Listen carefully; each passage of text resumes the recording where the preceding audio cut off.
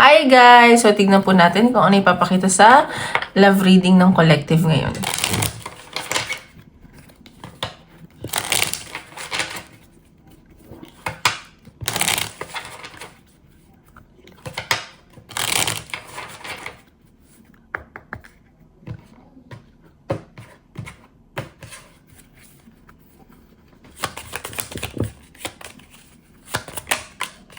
Surrender. So, may nakikita ko dito na parang sinusurrender nyo na itong connection nyo or pinapaubay nyo na sa universe, ganyan. Parang napagod ka na eh. May mga lumalayo dito, ganyan. And sa nakikita ko, parang nai-stress yung iba sa inyo. Parang gusto nyo muna pumunta like sa nature, mag-beach, ganyan. Ayan no, ginaground mo yung sarili mo. Ayan no, gusto mo mapunta talaga ng nature. And so nakikita ko, importante sa itong connection na to. Pero kahit na may mga hindi kayo pagkakaunawaan ng person mo, thankful ka pa rin. Nakikita ko naman na gusto niyo isa't isa pa rin. So, tingnan pa natin.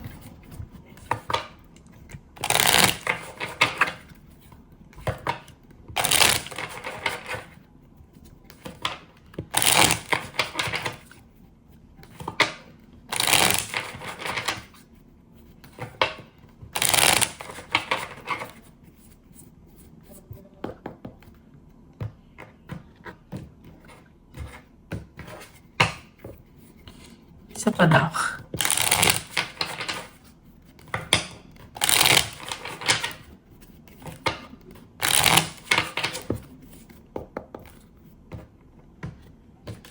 Guys, paalala lang po ha, hindi po lahat tayo makaka-resonate. So, take what resonate and leave what doesn't. And sa mga gusto mo pa private reading, message nyo lang ako sa Facebook or Instagram. And don't forget to hit like and subscribe din po, okay? Para updated kayo sa videos na i-upload natin. Okay, so nakikita ko dito, namimiss niyo isa't isa, namimiss mo yung person mo, o siya to, may mga naayos siyang papeles, documents, and nakikita ko, parang hindi kayo masyadong nag-uusap kasi parang nag-away kayo, or merong third party sa nakaraan, ganyan. And nakikita ko, may LGBTQ din dito, and medyo sensitive yung energy ng person mo or ikaw, ganyan. Yung isa dominante, ganun. So, ayan. So, wala masyadong pag-uusap. Ganyan yung sense ko. Kasi, parang may na-involve na ibang tao dito. Ganun. Tingnan pa natin.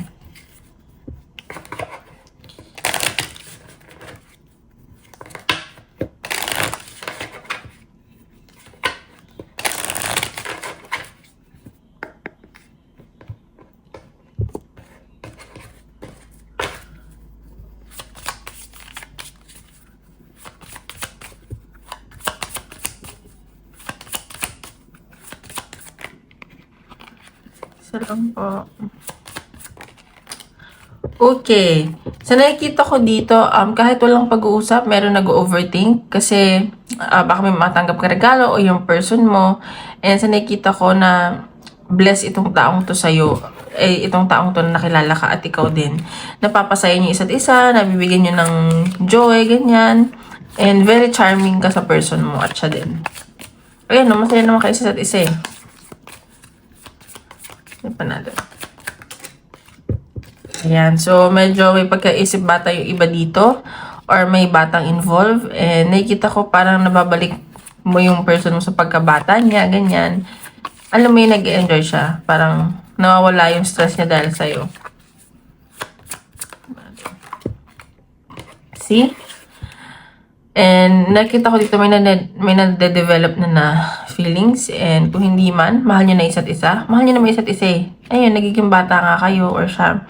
And nagbibigayan kayo. Kung ano man binibigay mo, binibigay niya din. At vice versa. Mahal nyo isa't isa. May nakikita akong pagmamahal. Iba naman dito parang nagsisimula pa lang, infatuation pa lang. Ayan o, busy lang tong taong to sa trabaho niya, and focus niya is finances niya. Kasi gusto niya ng stability. Medyo stress tong taong to. So, huwag mo na lang siguro masyado i-stressin. Busy yan sa trabaho. Pero wala naman nakikitang third party na romantically. Kung ano yung third party, siguro work or medyo naano siya ng boss niya eh. Parang, yung boss niya yung medyo strict pa, ganyan. Kaya nahihirapan din siya marap ng time. Pero namimiss ka nitong taong to. Tignan pa natin.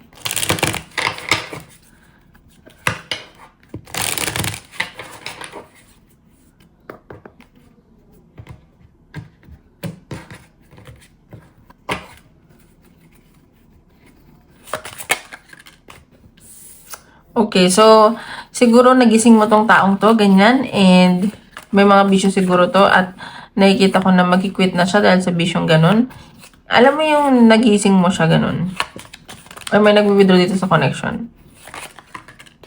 Ayan, siguro ano to, ayan, medyo hesitant ka, or siya, kasi ayaw niya nang mawala ng tao sa buhay niya. Ayaw na niyang masaktan kasi naranasan na niya yun. And parang damage to emotionally. Kasi siguro nag-hesitate yung taong to. Pero nakikita ko may love talaga. Yun yung nafe-feel ko. Ayun, no, busy lang to sa trabaho, ganyan. And sa family niya. And parang ikaw yung nagiging pahinga din niya. Nakikita ka niya as family. Kung hindi man talaga kayo, alam mo yung bond ninyo nandoon. Ayan, so busy lang to. Medyo ayaw ka lang din niya mawala. Ganon. So, pinipili niya kung saan kayo mas tatagal. Ganyan. So, tinumpan natin. Mapakita sa connection niya ng person mo.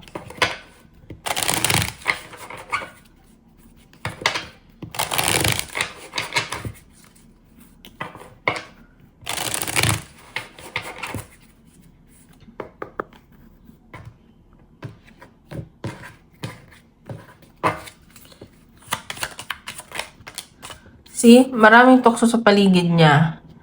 And so, nakikita ko hindi naman niya pinapansin eh. Parang ikaw naman yung gusto niya eh. Maraming tukso talaga. Parang dinadedman niya, ganun. Ayan. So, may new beginning sa connection nyo. And may offer ako nakikita. Parang, ano kasi din to eh, focus din sa trabaho niya. Ayan. So, itong taong to, hindi siya nakakatulog kakaisip sa'yo. Sobrang stress to eh. And baka din, stress to sa kaperahan niya. And baka din siguro may bago kang offer or may offer sa'yo sa career or kahit saan at nai-stress siya dun kakaisip, ganun. Parang hindi niya gusto, ganun. So, iikot yung connection nyo. Magkakaroon ng pagbabago dito. And, ano to sa side mo. Ayan no, may pinag-iisipan yung isa sa inyo. May communication din ako. Parang new ideas, ganyan. Mga mag-uusap kayo ng mga goal nyo sa buhay. At may nakikita ako ditong wish fulfillment. And magiging masaya ka dito. Ayan. So, yun yung nakikita ko sa connection nyo. Ayan. Medyo meron lang isa na hindi sigurado sa connection. Pero may nakikita akong communication, travel, ganyan. Gusto ko nitong taong to. Marami lang conflict talaga. Very passionate tong taong to sa'yo. Ina-admire ka niya. Ayan. So, busy nga siya sa work. So, tingnan pa natin. Ano yung nararamdaman niya sa'yo at intention.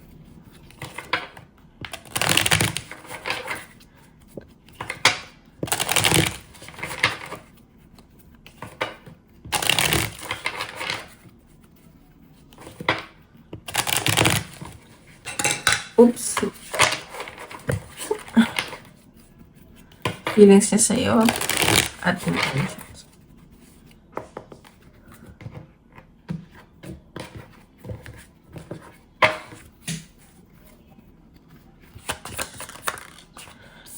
So, gusto niya magkaroon ng new beginning sa connection niyo. Siguro, may mga tampuhan kayo, may hindi kayo pagkakaintindihan, pero may nakikita ko new beginning. Gusto niya magsimula ulit. See? Nakikita ka niya as family. Ayan. So, gusto niya maging masaya kayo. Nakikita ka niya, makakasama niya habang buhay, ganun. Ayan, no? Three of Cups. Siguro nasa dating stage kayo at gusto ka nito i-date. Siguro magkaibigan lang kayo as of now. Ganyan.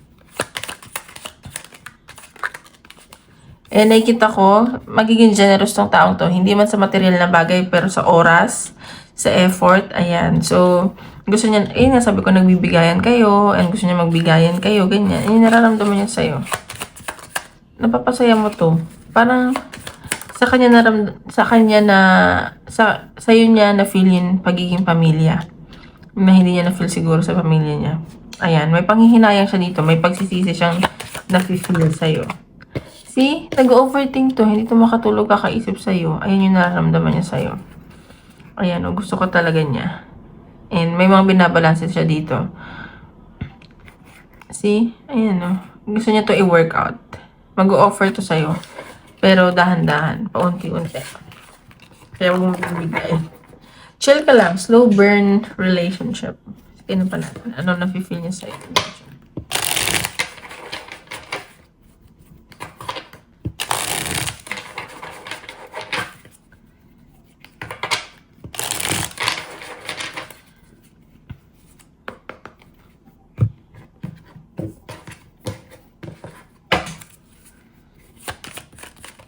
Parang feel kong gusto ka na. I see you, attracted kayo sa isa't isa. And, para kayong, namamagnet siya sa'yo. Passionate siya sa'yo. Attracted kayo sa isa't isa. Blockages. So, may mga blockages lang dito sa connection. Nahihirapan lang to. Baka hindi pa siya heal from the past. Kaya siguro natatakot. Marriage. So, ayan. So, magkakaroon ng reunion sa inyo. Baka mag-offer siya ng long-term commitment. And, nakikita kanya sama na papakasalan. May third party lang. Pero, yun nga, hindi naman lahat ng third party is romantically. Baka yung trabaho to. Napapasaya mo talaga siya. And willing siya mag-compromise. Yun yung nakakatuwa. Pero as of now, may mga insecurity siya sa sarili niya, self-esteem niya. Pero, nag-ipon lang ito ng lakas ng loob eh. Lalakasan ito yung loob niya. So, antay-antay ka na. So, tingnan pa natin. Ano pang dapat mo malaman sa person mo?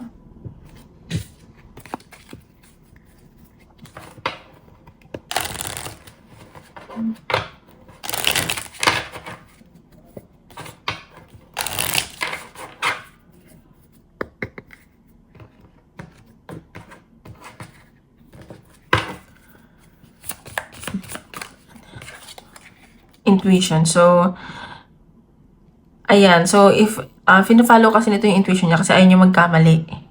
Yun yung nasa sense ko sa kanya. Kasi ayaw niya magkamali, ayaw niya magsisi, ganun. Ayaw niya makasakit, ayaw niya masaktan. Kasi nga may trauma na tong taong to. So, ayan. So, baka nag-iimbestiga kung meron bang sa connection nyo or ikaw to. And sa nakikita ko, sobrang pagod nga to sa trabaho. Kaya siguro nag-iingat din to eh. Yun, ayaw nga niya masaktan.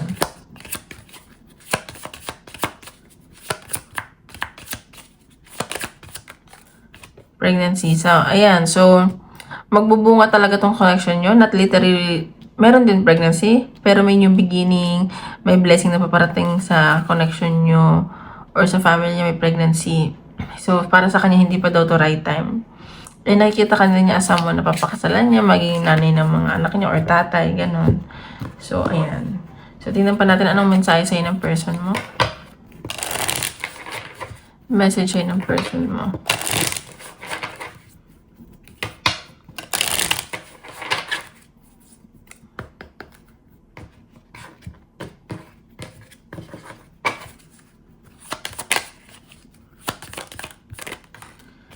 Finding out the truth crushed me. So, may nalaman to na nasaktan siya. Ano ba nalaman niya? Tingnan pa natin. Tingnan natin. Pag-mensahe sa'yo. You spoke to me through music. So, ayan, bago siya matulog, nakikinig siya ng music, ng sounds. Hindi ko yung naalala niya. Ayan I wish I could take back my words. So, nagsisisi to. May mga nasabi to na nagsisisi siya. Hindi to siya see, the timing wasn't right for us. So, hindi siya available as of now. So, many things remind me of you. Tingnan natin, ano kaya yung... Wala lang, curious lang ako Hindi ko alam. Siguro sabi nito ni Spirit. Ano yung totoo na ano yung nalaman niya na totoo na nasaktan siya? Ano yung nalaman niya na totoo na nasaktan siya? Tingnan natin. Na-curious lang ako.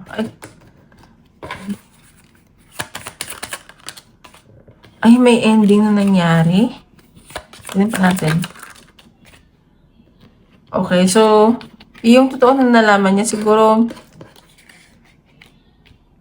may narinig talaga siya. Wait lang, clarify ko lang. About to sa trabaho. Sa trabaho yung nalaman niya. Ano ba? Aalis ka ba? Lilipat ka ba ng kumpanya? May gagawin ka ba? About sa career eh. Nagsisisi siya. Ayun o, career. Career yung nakikita ko. Yung totoo. Okay, so tingnan pa natin ano yung possible. Ay, sorry. Na outcome.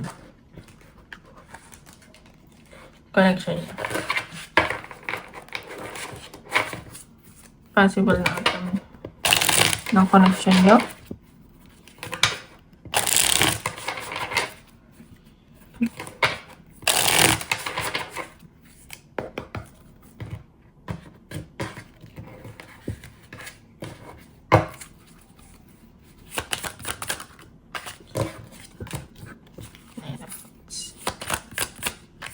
Pagod tong taong to. Ayan, magbibigayan pa rin kayo.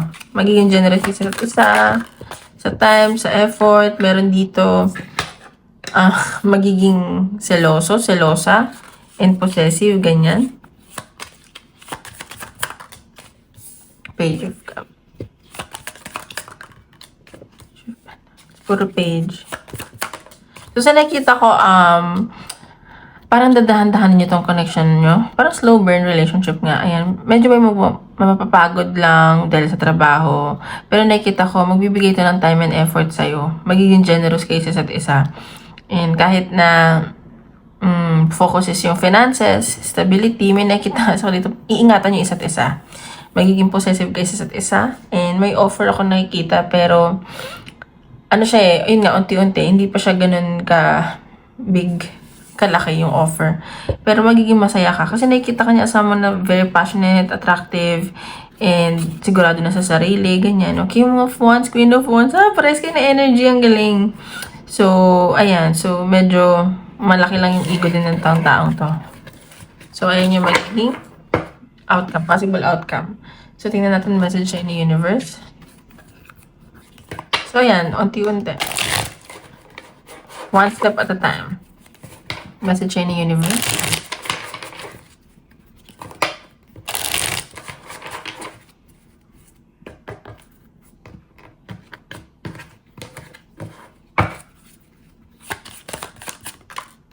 The situation will result in good karma. See? So, kung ano naman yung mga ginawa mo from the past, magiging maayos daw kasi good karma to eh. This is a short-term solution. So, may mga kailangan lang kayong ayusin, pero magiging maayos daw. Like, hindi naman siya pang matagalan na you're on the right path. So, nasa tamang landas ka daw sa ngayon. So, tingnan natin. Message pa ni universe. Message ni universe.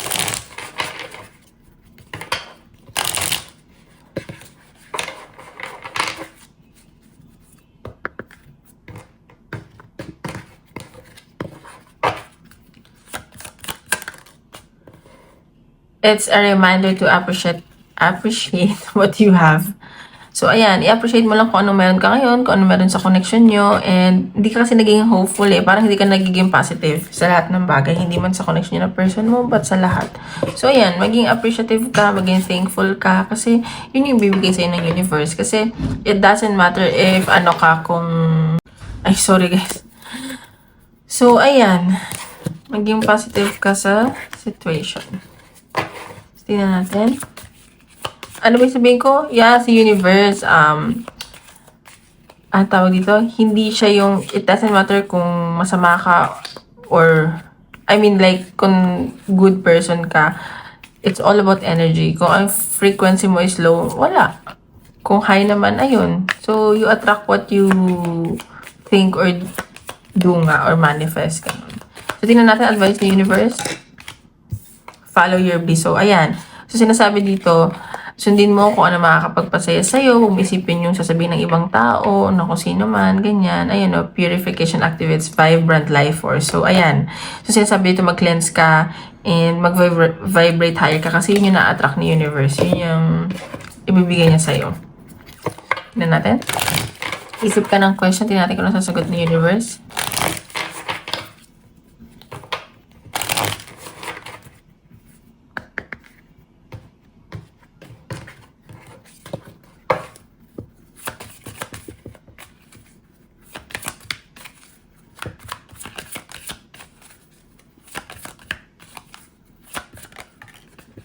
within the next few months. So, ayan. So, within the next few months na yung sagot. If you believe. See? Kung maniniwala ka, ibibigay sa'yo. So, ayun lang guys. Maraming salamat po.